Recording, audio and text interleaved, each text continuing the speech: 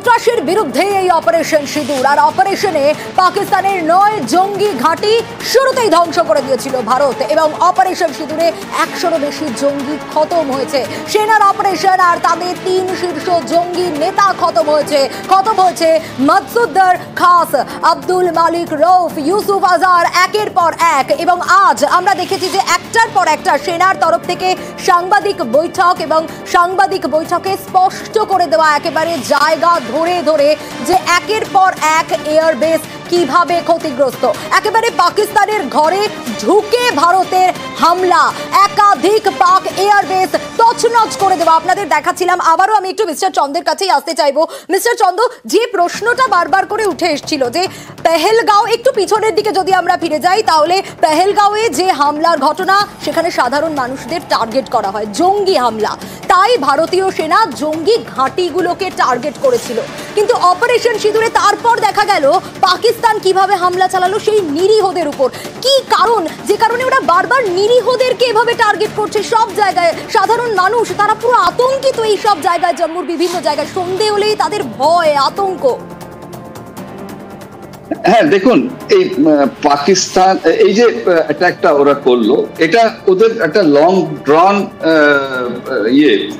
Plan ছিল, যেটা early 90s বা 89-এ শুরু হয়েছিল। সেটারই একটা এক্সটেনশন চলছে যে ওরা 1971-এর একটা বদলা নিতে চায়, যে বাংলাদেশ ওদের থেকে নিয়ে নেওয়া হয়েছে বা ইস্ট পাকিস্তান, তো ওরা আমাদের জম্মু এন্ড কাশ্মীর স্টেট নিতে চায়। সেটা হলো ওদের একটা এম, আর ওইটাই ওরা সেল করছে নিজেদের পাবলিকে ফর দেয়ার এক্সিস্টেন্স, যে আমরা কাশ্মীর নিয়ে নেবো, সেই জন্য আমাদের পুরো ফান্ডস বা এফোর্ট আমাদের দিকে ডাইভার্ট করো।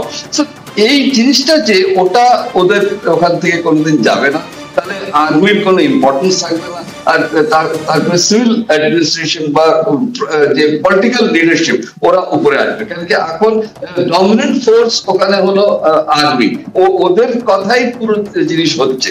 এই যে অ্যাটাক হলো, ওটা আই ডোন্ট থিঙ্ক গভর্নমেন্টের কোনো পারমিশন আছে বা স্যাংশন আছে, ওটা ওই আর্মি লেভেলেই হচ্ছে। কেন কি ওদের আর্মি চিফ হলো এক্স আইএসআই, আর যারা আইএসআই তে থাকে ওদের মধ্যে এটা ইনডক্ট্রিনেটেড যে ওরা একটা অ্যান্টি ইন্ডিয়া স্টান্স বা মিলিটারিদের ইউজ করে আমাদের ক্ষতি করবে। তো এই জিনিসটা ওদের মধ্যে আছে আর এটা থাকবে। তো সেই জন্য ওরা এরকম কাজ করে যাবে যতদিন না এরকম একটা সিচুয়েশন হবে যে আর ওরা এই কেবিলিটিতেই থাকবে না যে এরকম কিছু করতে পারে।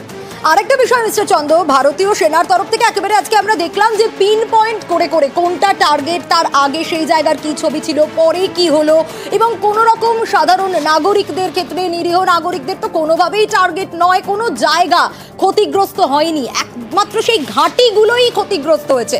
এতে একেবারে ভারতীয় সেনা প্রমাণ দিয়ে স্পষ্ট করে দিল যে কোনো রকম সাধারণ মানুষের কোনো ক্ষতির জায়গা নেই। এক্স্যাক্টলি, কেন কি আমাদের ওদের কমন ম্যানের সঙ্গে কোনো ওদের এগেনস্টে কিছু নেই। আমরা খালি military terrorism terrorist related activities কে টার্গেট করা, এটাই আমাদের ছিল। কেন কি ওরই রিপ্লাই আমরা দিচ্ছিলাম, কিন্তু পাকিস্তান ধীরে ধীরে ওটাকে এসকেলেট করলো, তো আমরা ওটাকে এসকেলেট করলাম। তো ওদের একটাও এখানে এফেক্টিভ হয়নি, কিন্তু আমাদের সবগুলো এফেক্টিভ হয়েছে। তো এটা ওদের স্টেট পলিসি হয়ে গেছে, তো সেই জন্য ওরা এটা করবেই। আর কেন কি এখানে কোনো টেররিস্ট ক্যাম্প নেই যে ওরা টার্গেট করতে পারে বা কোনো রিয়াকশন, তো ওরা আমাদের নিরীহ সিভিলিয়ান অ্যান্ড সিভিলিয়ান প্রপার্টিদেরই অ্যাটাক করছে। যে বর্ডারে যত আছে তারা যেরকম বললেন যে ওরা ঘাবড়িয়ে থাকে সবসময় রাতে, এক্স্যাক্টলি এটা ওদের মানে আমাদের যে বর্ডারে আছে ওদের ব্লাডে ঢুকে গেছে, যে ঘর ছেড়ে পুরো ফ্যামিলি পালিয়ে যায়, একজন হয়তো ওই ঘরে থাকে যে জিনিসপত্র দেখা যায়। মিস্টার চন্দ, তাহলে কি আগামীকালের বৈঠকটা খুব ইম্পর্টেন্ট হতে চলেছে, এবং আজকের রাতটাও? এক্স্যাক্টলি, আজকের রাতটার উপরে মেইন বেস করেই কালকের ডিসকাশনটা হবে। আর যে গতকাল রাত্রে যা হয়েছিল, ন্যাচারালি ওটাও বেস করা হবে। যে তুমি বললে যে তুমি তোমার ইনভেস্টিগেশনে ইনিশিয়েটিভে এটা হলো, আর এখন তোমাদের লোকরাই ফায়ার করছে, তার মানে এটা কি হলো? তো আজকে যদি না হয় ওটা আমাদের একটা পজিটিভ হবে, নয়তো কালকে ইস্যুটা তো শিওরলি রেজ হবে যে তাহলে আমরা তোমাদের উপরে কি করে বিশ্বাস করবো যে তুমি যে বলছো হবে না, কিন্তু তোমার নিচের কেউ তো ওটা ফলো করছে না। তো এটাই ডিসকাশন হবে। আর পাওয়ার এম্পাওয়ারমেন্ট তো আছেই আমাদের আর্মি কমান্ডারদের, যে যেই ওরা কিছু করবে মিসঅ্যাডভেঞ্চার তোমাদের উপরে আছে, তোমরা ওটা রিয়াকশন নিতে পারো। অনেক ধন্যবাদ মিস্টার চন্দ্র, আপনাকে অনেক কিছু আমরা জানতে পারলাম, এবং আজকের রাতটা যেরকম ইম্পর্টেন্ট সেরকম আগামীকালের বৈঠকের দিকে অবশ্যই আমাদের নজর থাকবে, কারণ এই অপারেশন সিঁদুর সন্ত্রাসের বিরুদ্ধে। অপারেশনে পাকিস্তানের 9 জঙ্গি ঘাঁটি ধ্বংস হয়ে গেছে। অপারেশন সিঁদুরে 100-রও বেশি জঙ্গি খতম হয়েছে। সেনার অপারেশনে 3 শীর্ষ জঙ্গি নেতা খতম হয়েছে আব্দুল মালিক রউফ, খতম হয়েছে মুদাসসর খাস, ইউসুফ আজহাররা। ভারতের প্রত্যাঘাতে 35 থেকে 40 পাক সেনার মৃত্যু পর্যন্ত হয়েছে। সন্ত্রাসের বিরুদ্ধে এই অপারেশন সিঁদুর, তাই জন্যেই প্রথম যে প্রত্যাঘাতটা হয়েছিল ভারতের তরফ থেকে সেটা জঙ্গি ঘাঁটিগুলোতে হয়েছিল।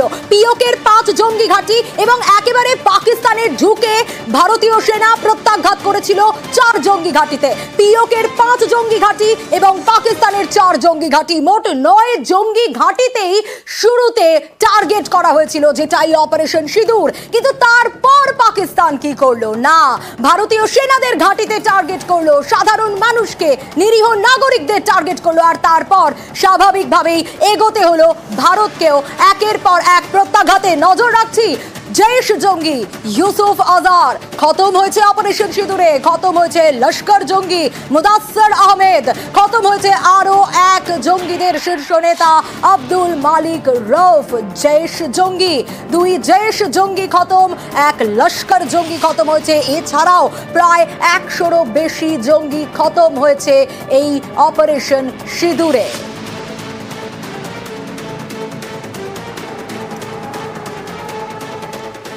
There were 9 camps that you are now all familiar with, which were confirmed by our various intelligence agencies to be inhabited.